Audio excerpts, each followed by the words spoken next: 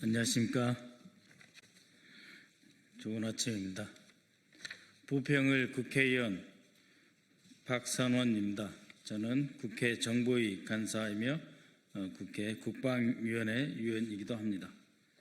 오늘은 이재명 전 대표 피습에 대해서 국가정보원에서 테러로 규정하지 않고 오히려 커터칼 미수, 그러니까 문방구에서 쓰는 커터칼 미수라고 축소 왜곡한 김상민 전 국가정보원 법률특보를 직권남용 혐의로 고발코자 기자회견을 하게 되었습니다. 존경하는 국민 여러분, 저는 오늘 검사 출신 김상민 전 국가정보원 법률특보를 직권남용 혐의로 고발하고자 이 자리에 나왔습니다. 김상민 전 특보는 윤석열과 김건희의 최측근으로 조국 전 법무장관을 죽이기 위한 표적 수사에 앞장섰으며 정치적 중립을 지켜야 할 현직 신분임에도 불구하고 22대 총선에서 국민의힘에 공천을 신청한 대표적인 정치검사입니다. 또한 김상민을 출마시키려는 과정에서 윤석열과 김건희가 압력을 행사했다는 의혹, 즉 김건희 공천 개입 의혹은 현재 특검에서 수사 중인 사안이기도 합니다.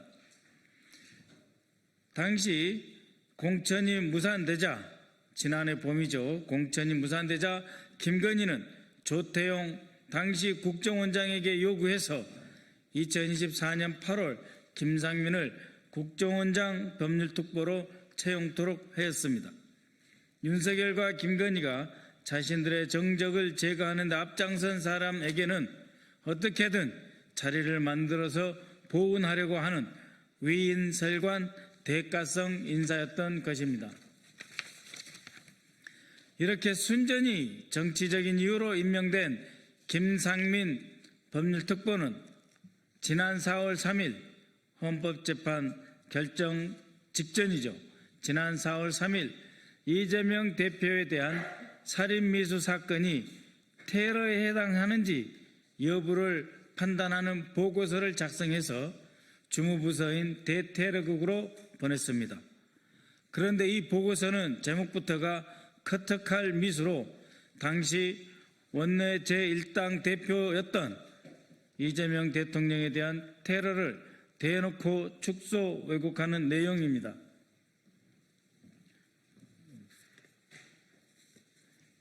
이것이 바로 김상민 특보가 작성한 야당 대표 커터칼 살인미수 사건 테러 해당 여부입니다. 커터칼이 사용됐다고 왜곡하고 있으면서 살인미수인데 과연 테러인지 해당하냐 아니하냐 그 여부를 판단하는 보고서를 헌법재판소 결정 하루 전인 4월 3일 작성한 것입니다. 테러의 개념, 정치, 종교, 사상적 목적을 위해 폭력적 수단의 방법을 통해 민간인이나 비무장의 개인, 단체, 국가를 상대로 사망 혹은 신체적 상해를 입히거나 공포심을 불러일으키는 어떤 행동을 강요하는 행위라고 김상민이 자신의 보고서에 개념을 썼습니다.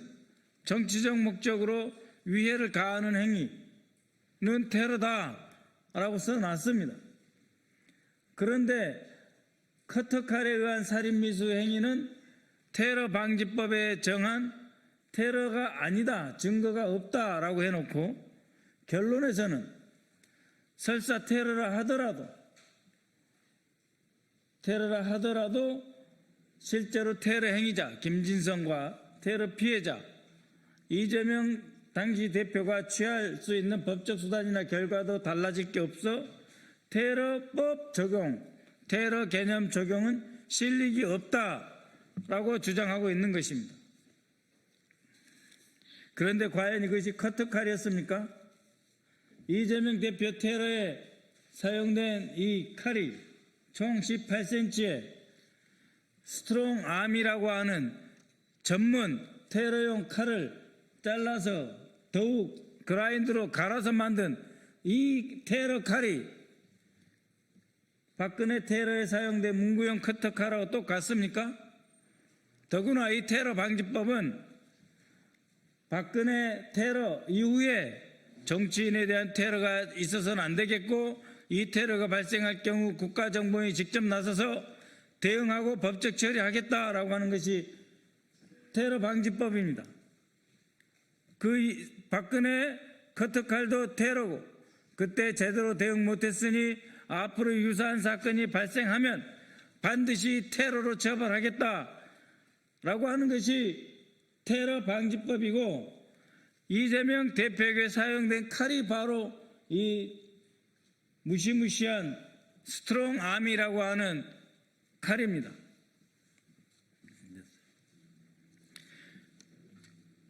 이 보고서의 작성 일자, 이 보고서에서 작성된 김상민은 법원이 적시한 범행 도구인 자그마치 18cm의 등산용 칼을 문구용 커터칼이라고 하는 등 상식 이하의 용어를 써가며 이재명 대표가 목숨을 잃을 뻔한 위중하고 엄중한 사건의 의미를 축소 왜곡하였습니다. 또한 김상민은 법률적 판단보다는 위로금 등 금전적 문제를 언급하며 테러 방지법 적용에 실력이 없다고 평가했습니다. 이뿐만 아닙니다. 김상민은 법원이 합정 판결문에서 이 대표 피습 사건이 정치적 목적이 있었다라고 적시했는데도 이를 완전히 무시한 채 테러가 아닌 살인 미수라고 단정했습니다. 본인이 앞서 규정한 테러 규정 스스로를 부정하는 것입니다. 그렇게 되면 테러 방지법이 있다 하더라도 대한민국이 대통령이 된 당시 가장 유력한 대통령 선거 후보로 수천만의 국민의 지지를 받았던 사람을 정치적 목적으로 다시 죽이는 사건이 벌어져도 된다는 말입니까? 이 보고서의 작성 일자는 2025년 4월 3일 윤석열에 대한 헌법재판소의 탄핵 결정을 하루 앞둔 날이었습니다. 작년 8월에 임명된 사람이 그동안 뭘 하다 탄핵 선고 하루 전에 이렇게 왜곡된 판단을 유도하는 보고서를 작성한 것입니까? 공천에 탈락한 자신을 위해 국정원 특보 자리를 만들어준 윤석열, 김건희에게 답례하기 위해 이 보고서를 쓴 것입니까? 탄핵이 기각될 것을 확신하고 윤석열에게 잘 보이려고 작성한 보고서입니까? 아니면 헌재 결정 직전에 판을 뒤집어 보려는 내란 세력 최후의 발악이었습니까? 사건 발생 직후 윤석열 스스로 이를 테러라 규정했음에도 불구하고 윤석열과 조태용은 테러 방지법을 적용하지 않았고 국정원 책임하에 사건의 실상, 배후, 목적, 당시 윤석열 정권과의 연관성 여부에 대한 수사를 하지도 않았습니다. 테러 방지법에 따른 피해자 이재명 대표에 대한 보호 조치를 하지 않았을 물론이고 극우 유튜버들의 극렬한 명예훼손을 방치 조장하였습니다.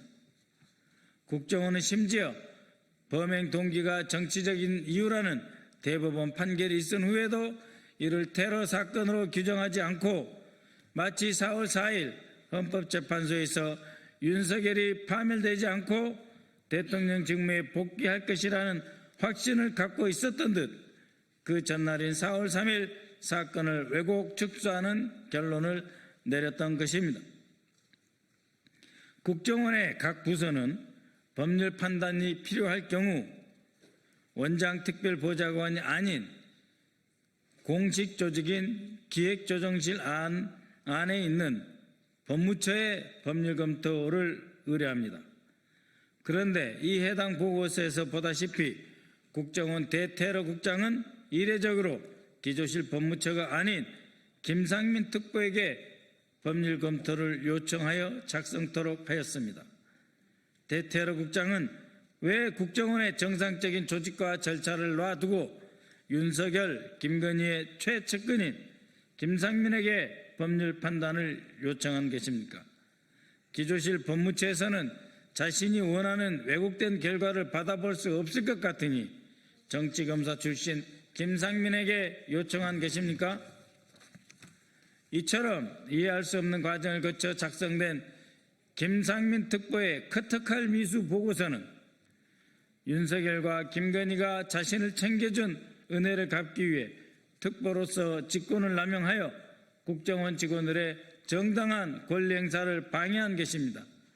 이에 저는 김상민 전 특보를 형법 제123조 직권남용 혐의로 특검에 고발할 예정입니다.